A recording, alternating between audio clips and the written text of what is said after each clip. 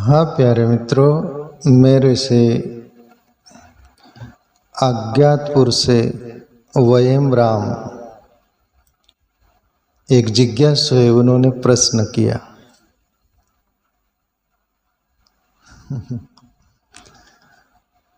प्रश्न ऐसा है, मैं उनको खुद को जवाब नहीं दिया जो कि सबके काम का है। उनसे मैं बोला कि सब लोगों के काम आए, मैं सत्संग में लूँगा ये प्रश्न, इसलिए मैं सत्संग में ले रहा हूँ। क्योंकि कोई सबके काम की रहती है, कोई चीज वस्तु या बातें तो सब में बांट दो और सबकी जीवन में काम आ जाए, और सबकी जीवन की कहानी है और सबको जैसा उनका नाम है वयम राम, अज्ञातपुर के रहने वाले हैं।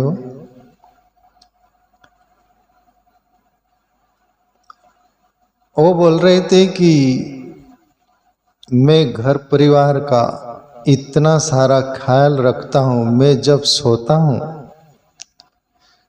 तभी मेरे याद से वो भुला जाते, या तो मैं उनके लिए कुछ नहीं कर पाता, वरना मैं जब जागता हूँ मैं उनके ही बारे में सोचता हूँ, उनके लिए ही सब कुछ करता हूँ। पर इतना सारा करके भी मैं जो चाहता हूँ वही से मेरे साथ सलूट भी नहीं करते हो, तो कभी कभी संताप आ जाता है, क्रोध आ जाता है, तो मैं क्या करूं? ऐसा मेरे से प्रश्न पूछा।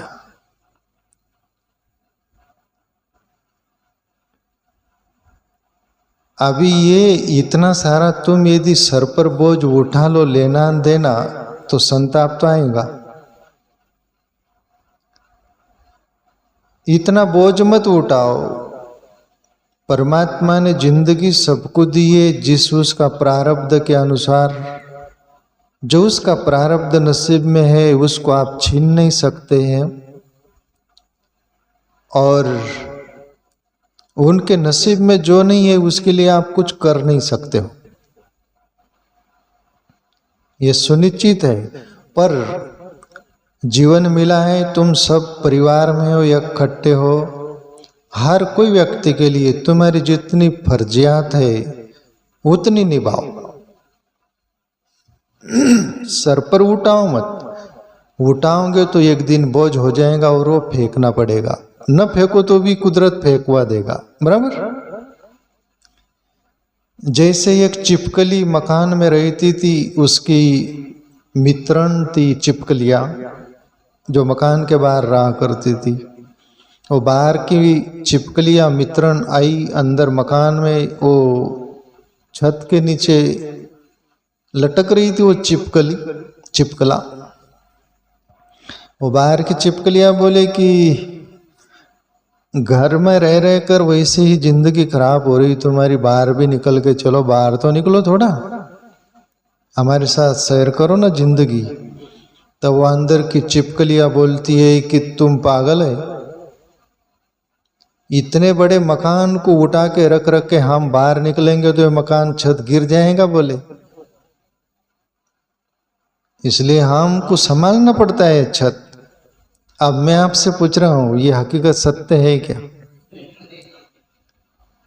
वो चिपकलियों से वो छत टिका है क्या? और किसी और से टिका है? नीचे कॉलम है, सब कुछ। वो चिपकली कोई इतनी अक्ल होती तो ये बोलती क्या हो? ऐसा ही तुम्हारे अपने अंदर अक्ल की कमी होने के कारण ये अपन बोलते हैं। करके महत्वपूर्ण प्रश्न था, इसलिए मैं बोला उनको कि मैं ये सार्वजनिक सबके लिए बोलूंगा। तो ये मैं उनको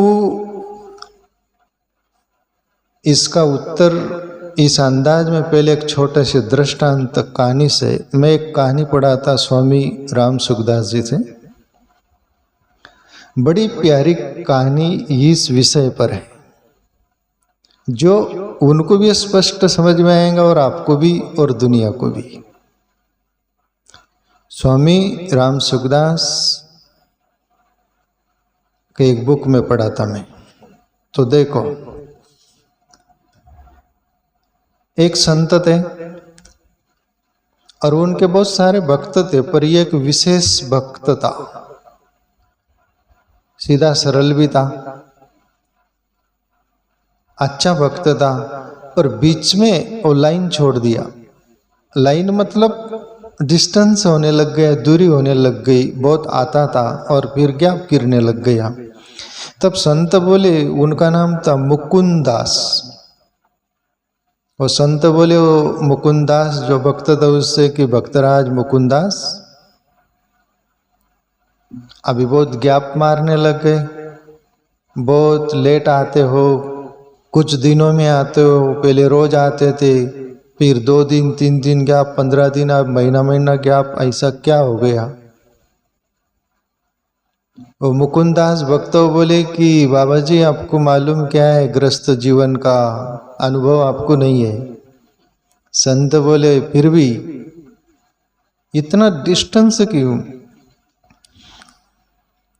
वो मुकुंद दास बोले कि बाबा जी मेरी पत्नी, मेरे बच्चे, परिवार जो है ना, मैं 1 सेकंड भी वहां से चला जाऊं तो उनका कोई ख्याल रखने वाला नहीं, उनका सब पालन पोषण कोई करेगा नहीं, मेरे पर ही डिपेंड है सब, मैं ही सब कुछ करता हूँ और मुझे करे भी कर गति नहीं है, इसलिए मैं उनको छोड़ के आपके पास आता नहीं। अब ये भी भरम चिपकली जैसा है कि नहीं। इस संदर्भ में तो शांतराम में पहले बहुत बोला हूं कि तुम मर जाओ जल्दी, तो जो पीछे आने वाले हैं ना वो ज्यादा सुचारू ढंग से घर चलाएंगे, व्यवस्था करेंगे, मैं ऐसा बोलता था पहले। अब ये वयम राम का जो प्रश्न है उनको समझ में आएगा। तो हुआ ऐसा,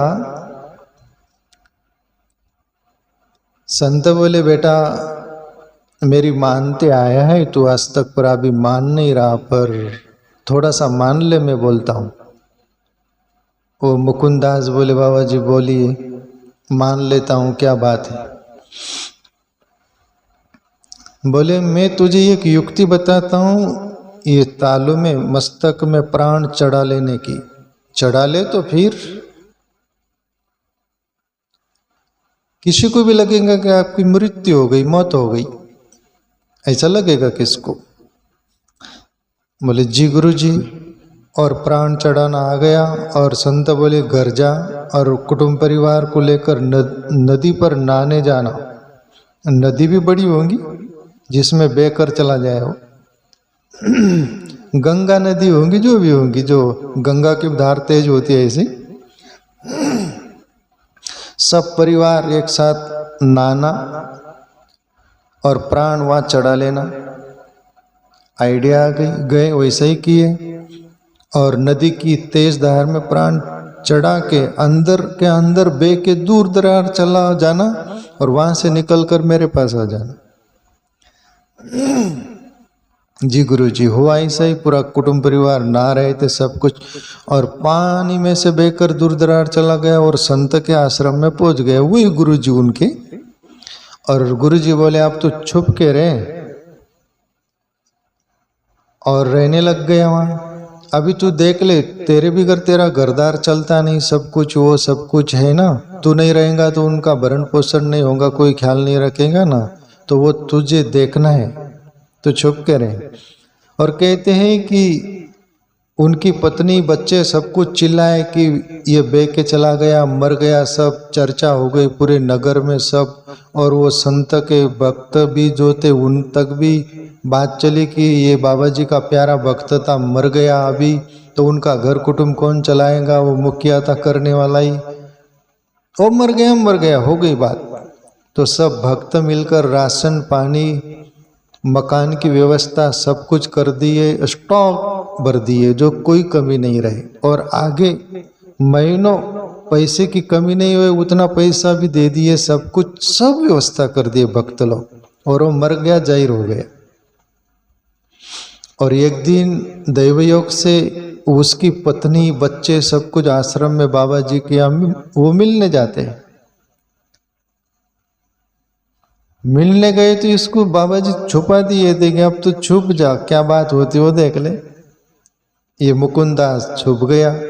वो पत्नी से वो संत बाबा जी बोले तुम्हारा पति तो मर गया, मैं भी सुना, तो अभी कैसा घर चल रहा है? वो तो बोलता था कि उसके बगैर चलेगा ही नहीं, कैसा? तो वो श्री बोली कि बाबा जी वो जिंदे थे ना, उनकी तो कमी खलेंगी, बोले खल रही है, वो नहीं दिखेंगे, पर वो जो जब थे उनसे ज्यादा व्यवस्था अभी है, बोले उनसे डबल टिबल व्यवस्था है, बोले कोई कमी नहीं। सब भक्त मिलकर मकान की व्यवस्था कर दे, खाने पीने की स्टॉक भरा है, जो चाहिए वो जब जिंदा थे तब भी नहीं रहता था इतना, बोले तो उस बात की तो फिक्र नहीं बाबा, पर वो शरीर से नहीं है, इतना ही कमी है, बोले बाकी कोई कमी नहीं।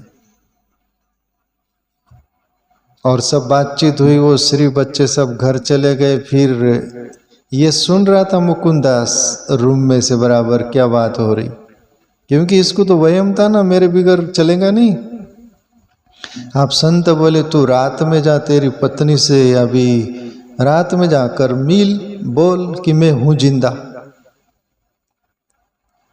ये मुकुंदास बोले जी गुरुजी आप तो आपकी मानना पड़ेगा। गए रात में, रात का समय था, सब सोए हैं। पत्नी को बोले बाहर से, घर के आंगन से दरवाजा खटखटाए, बोले खोल, मैं तेरा पति हूं।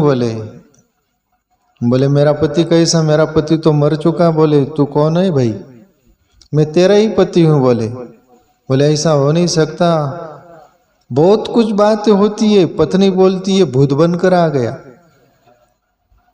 वो अंदर से ही बोलती तुम चले जाओ, भूत बनकर आए, बच्चे देखेंगे तो डर जाएंगे। अरे मैं जिंदा हूं, मैं तेरा ही पति हूं, मैं जिंदा हूं, मरा नहीं। बोले बात मत बनाओ, आप चले जाओ। बोले आपके बिगड़ सब चल रहे हैं, आप भूत बनकर आए, परेशानी, ये फालतू परेशानी देने आ रहे। बोले आप चले जाइए। तब वो लाचार होकर एक शब्द बोलता है, मुकुंदास जो पति था, बोले अभी आपका घर कैसा चल रहा है, तुम कैसे जी रहे हो, पूरा हो रहा है क्या सब कुछ? क्या? बोले उसकी फिक्र छोड़ो, तुम जिंदा थे ना उससे ज्यादा अच्छा चल रहा है। बोले अभी तुम्हारे बिगड़ खूब अच्छा चल रहा है। बोले तब वो पति बोलता है तुमको कोई बात का दुख है क्या? बोले नहीं। बोले दुख अभी यही है जो तुम वापस आ गए हो। बोले कोई दुख नहीं है, अब तुम चले जाओ तो हम दुखी नहीं रहेंगे, हम सुखी हो जाएंगे, तुम भर चले जाओ। बोले आप तुम होना ही नहीं। बोले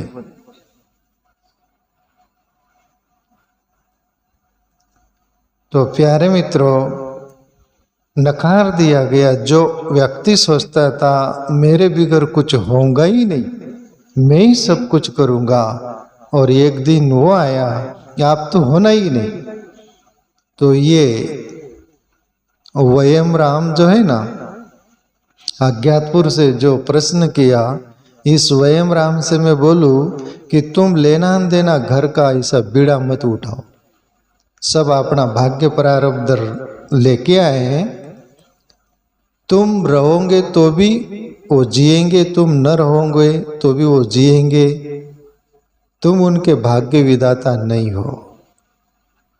फर्ज थी तुम्हारी वो निभाना था, तुमने अहंकार पैदा कर लिया फालतू। तो प्यारे मित्रों, ये वयम राम के माध्यम से मैं सब दुनिया को बोलना चाहूं, तुम ऐसा सर पर बोझ मत उठा लो। सभी के लिए ये मैसेज